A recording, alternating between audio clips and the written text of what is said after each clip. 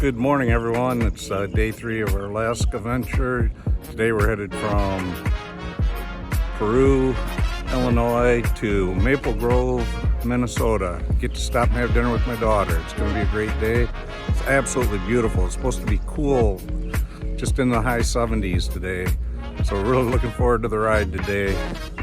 I'll talk to you all later. Take care.